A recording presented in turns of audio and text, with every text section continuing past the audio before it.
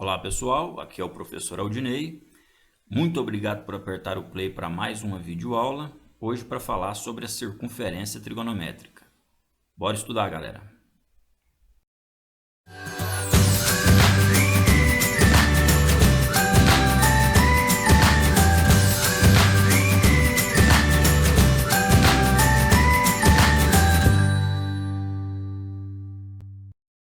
Pessoal, num passeio aí numa roda gigante, né?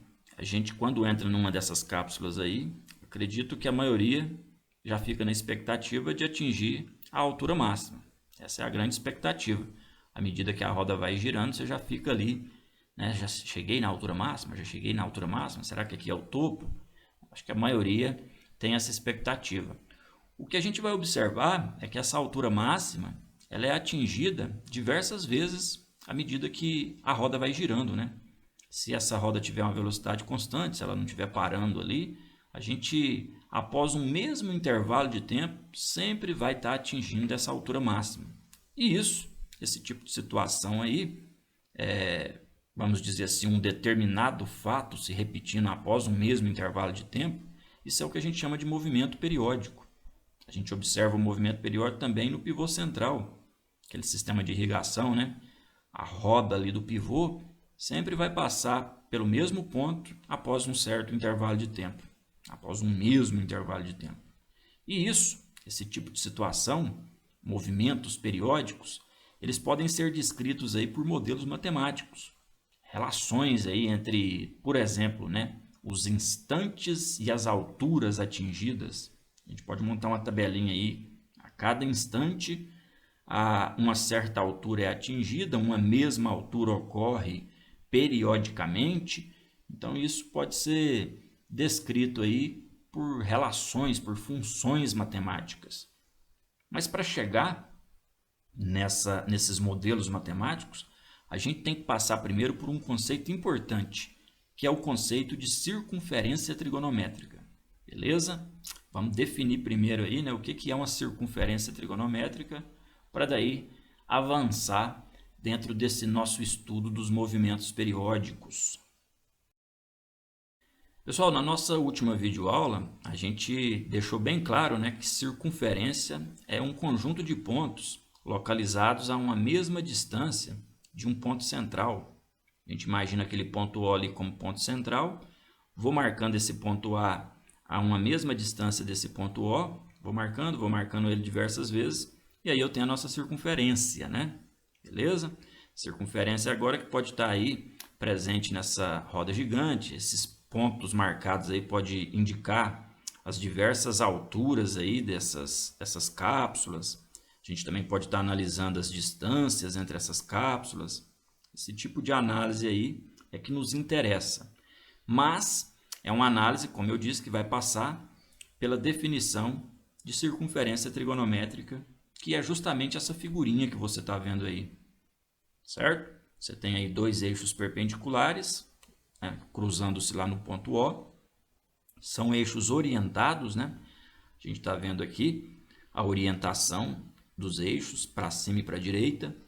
Outra coisa que a gente percebe facilmente é que o círculo aí que está delimitado pela circunferência, ele está dividido em 4 quadrantes. Aqueles quadrantes que a gente já estudava no plano cartesiano, no estudo de funções, né? Contando aí no sentido anti-horário, eu tenho aqui o nosso primeiro quadrante, o segundo quadrante, terceiro quadrante, quarto quadrante, beleza?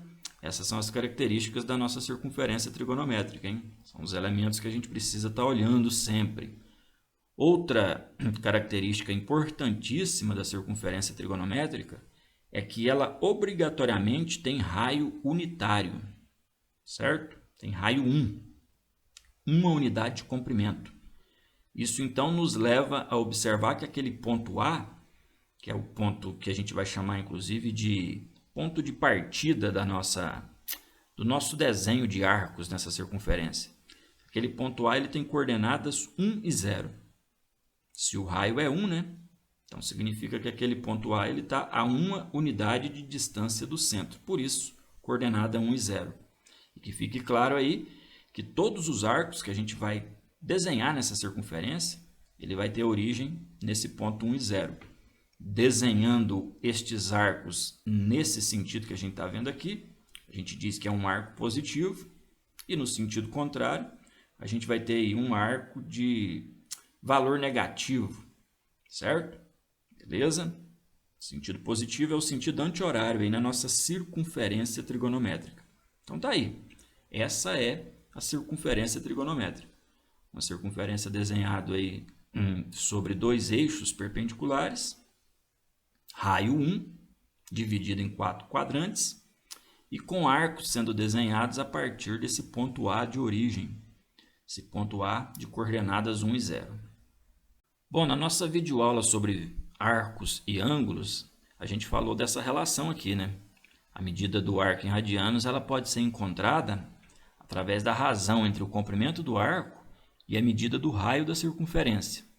No caso da circunferência trigonométrica, como o raio é igual a 1, se a gente substituir o r ali por 1, a gente pode chegar nessa conclusão aqui, ó, de que a medida angular e o comprimento do arco eles vão coincidir numericamente. Como assim, né? Vamos pensar nessa medida angular aí usando a unidade radiano. Vamos até relembrar o que é o radiano, né? Radiano é quando você pega o raio da circunferência, no caso a circunferência trigonométrica, que é raio 1, né? Você pega esse raio e tenta encaixá-lo ali na circunferência, curvando ele. Então ali, aquele arco a gente diz que tem a medida de 1 radiano. Se a gente encaixa ele novamente, a gente vai ter um arco de 2 radianos, novamente 3 radianos. Se a gente continuasse ali até chegar aqui na meia volta, que a gente chama, né? Nós vimos também na última videoaula, que aqui seria o valor aproximadamente 3,14. Ou o π, né? Ali seria o arco que mede π radianos, que mede 3,14 radianos. E é isso, galera. A gente vai estar tentando agora, então, associar números reais a pontos na circunferência trigonométrica por conta dessa coincidência que há numérica entre a medida angular e o comprimento do arco. O que é isso que eu estou dizendo, né? Eu posso, por exemplo, falar que aquele ponto A ele é a imagem de um número real, no caso o número 0. Ali, logo acima, eu teria, no caso ali, como nós sabemos que a medida angular é de 1 radiano, então eu teria o número real 1. Beleza? O número real 2 para o 2 radianos, o número real 3 para o 3 radianos, 4, 5, 6. Não é isso que a gente também tinha visto? Que o radiano ele é encaixado aí 6 vezes na circunferência e mais ali aproximadamente 0,28. Então seria 6,28 aproximadamente. Por isso, 2π. Olha só para você ver então, né? A gente pode ir ali naquela extremidade perto do 3 e dizer que aquele ponto é o número real π. Tá vendo lá? Lá é o ponto que é a imagem do número real π. Já na extremidade de cá, eu posso dizer que o ponto A também representa, né? Ele representa o 0, se eu estivesse falando do arco nulo, ou pode representar o valor 2π, o número real 2π, se eu estiver falando do arco de uma volta. Aquele ponto superior, lá em cima, seria o π sobre 2, né? Seria a metade do π. Se meia volta a gente chama de π, a metade de meia volta, ou até mesmo também o ângulo de 90 graus, né? Vai ser representado pelo número real π sobre 2. Ali na extremidade de baixo, a gente teria o 3π sobre 2, certo? Então, o primeiro trabalho importante é isso, né? Localizar pontos na nossa circunferência trigonométrica e associar números reais a esses pontos. Essa seria uma tarefa fundamental aí para os nossos estudos de movimentos periódicos. Perceber qual é o valor de cada ponto ali na nossa circunferência trigonométrica. Qual é o número real, né, que está associado a cada ponto da nossa circunferência trigonométrica. Bom, então é isso, né? Você vai ali na circunferência trigonométrica, tem lá um ponto marcado. A gente pode olhar primeiramente aí para a medida angular do arco formado aí pelo ponto de partida, aquele ponto 1 e 0 que a gente falou, né? Lembre-se que na circunferência trigonométrica a gente sempre parte daqui. Parte deste ponto 1 e 0, e aí vai lá e assinala o arco, né, que a gente está analisando. Então, se você encaixa um transferidor ali, percebe que a medida é de 30 graus, vai lá e registra essa medida, né, 30 graus. Só que 30 graus em radianos, já vimos esse tipo de conversão, né, na nossa última videoaula. 30 graus em radianos é equivalente a π sobre 6 radianos. O que a gente conclui aqui, né? Se a medida angular ela coincide numericamente com o comprimento do arco, então eu vou dizer que aquele ponto ali é a imagem do número real π sobre 6. Pura e simplesmente isso. Aquele pontinho ali é a imagem do número real π sobre 6. Beleza? E é interessante notar, né, que esse ponto está localizado no primeiro quadrante da nossa circunferência trigonométrica. Ali no segundo quadrante, eu vou ter um ponto simétrico a ele em relação a esse eixo vertical. E que ponto é esse, né? Será que eu preciso novamente encaixar o meu transferidor ali? Toda hora eu vou ter que medir o arco, né? Encontrar a medida angular do arco e daí fazer as conversões necessárias para chegar nesse número real? Na verdade, aqui a gente pode usar um conceito bem simples para encontrar qual é o número real que representa aquele ponto que está marcado no segundo quadrante. Lembra que esse π sobre 6, a gente descobriu ele por conta dos 30 graus, que convertido em radiano equivalia a π sobre 6 radianos, né? Então é só pensar qual é o ângulo simétrico ao ângulo de 30 graus localizado ali no segundo quadrante. O que não é difícil, né? Se a gente imagina que meia volta, partindo aqui, né, a gente tem meia volta são 180 graus. Então, se eu tivesse percorrido meia volta no arco, eu teria percorrido 180 graus. Eu parei antes do 180, né? O ponto ali está marcado antes do 180. Quanto antes, né? É só você observar que esse arco aqui, esse pequeno arco aqui, ele também tem 30 graus de ângulo central, né? Assim como aquele também tinha 30 graus de ângulo central. Concordam? Se esse aqui tem 30 graus, é só a gente voltar 30 graus aqui no 180. É só você fazer 180 graus menos 30 graus. E você vai perceber que aquele ponto ali, na verdade, representa a medida angular 150 graus, que em radianos equivale a 5π sobre 6. Convertendo aí os graus em radianos, a gente vai verificar isso. Então, beleza. Olha só para você ver. A gente tem que aquele ponto ali, na verdade, é a imagem do número real 5π sobre 6. Posso marcar um outro ponto simétrico ao π sobre 6 lá no terceiro quadrante. Olha lá aquele ponto. Vamos usar a mesma ideia, né? Aqui são 180 graus. Eu avancei 30 graus agora. Ó. O ponto anterior era um recuo de 30 graus, né? Agora é um avanço de 30 porque esses dois ângulos aqui são ângulos congruentes. Afinal de contas, são opostos pelo vértice. Então, para descobrir a medida angular desse arco, delimitado aí pelo ponto de origem e esse ponto marcado, né? Para descobrir essa medida angular aqui, deste arco, basta que a gente faça a conta 180 graus mais 30 graus, e aí eu chego no valor 210 graus. Convertido em radiano, a gente descobre aí que são 7π sobre 6, ou seja, ali eu tenho o número real 7π sobre 6. Olha aí, olha o quanto é fácil descobrir diversos números reais marcados sobre a nossa circunferência trigonométrica. Vamos lá, vamos usar essa ideia de simetria também aí para descobrir mais um ponto ali no quarto quadrante. Olha só que tipo de raciocínio que a gente pode desenvolver aqui, né? Se você tem que a volta completa é 360 graus, imagina só, né? Aqui você avançou 30 graus. Aqui você estaria retornando 30 graus, voltando 30 graus. Então, basta fazer, né, a conta 360 graus menos 30 graus. Você descobre que são 330 em radianos, são 11 π sobre 6. Pronto, acabou. Ali eu tenho o número real 11 π sobre 6.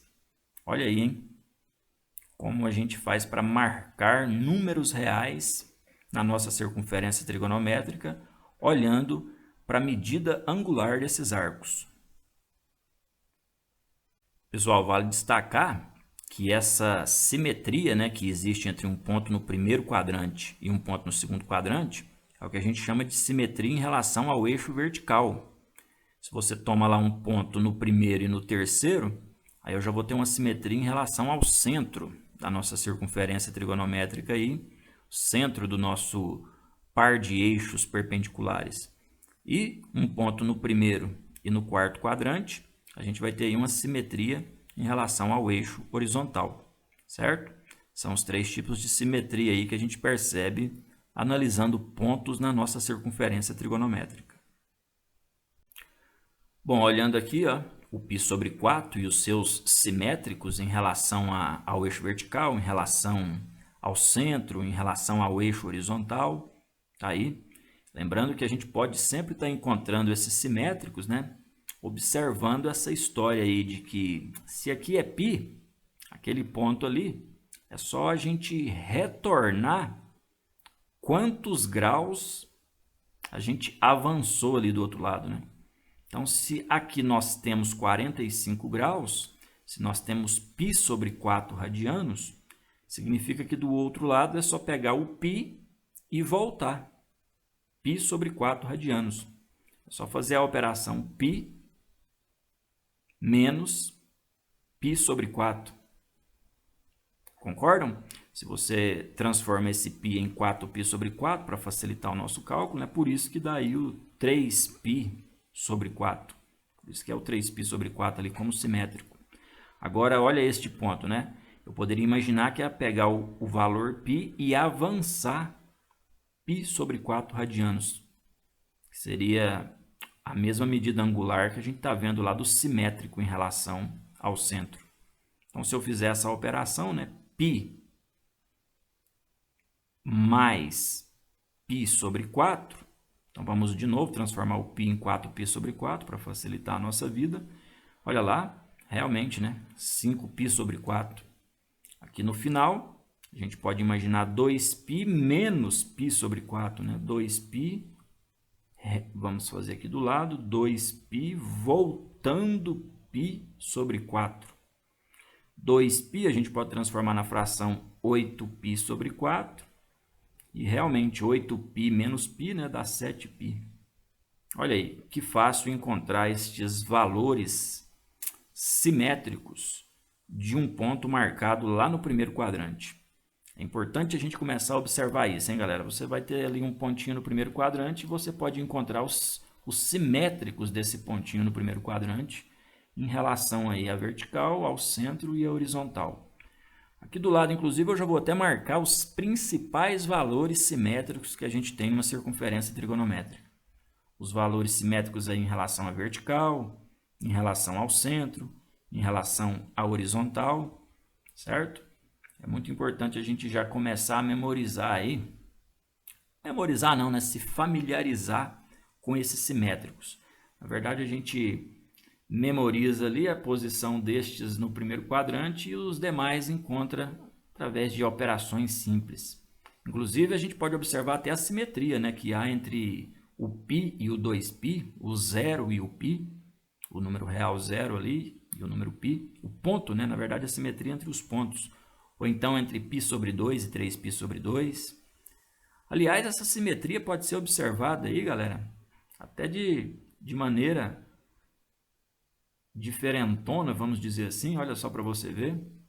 Olhando, comparando aí segundo quadrante com terceiro quadrante, né? Você vai ter também simetrias em relação ao horizontal, olhando para o segundo e terceiro. Simetrias em relação ao centro, aí, olhando para o segundo e para o quarto quadrante, certo? Dá para se perceber aí essas simetrias na circunferência trigonométrica, também comparando segundo quadrante com terceiro, não só primeiro com segundo, primeiro com terceiro, primeiro com quarto. Beleza? Então tá aí, simetrias na circunferência trigonométrica. Bom, por hoje a gente para por aqui. Muito obrigado pela atenção. Até a próxima videoaula.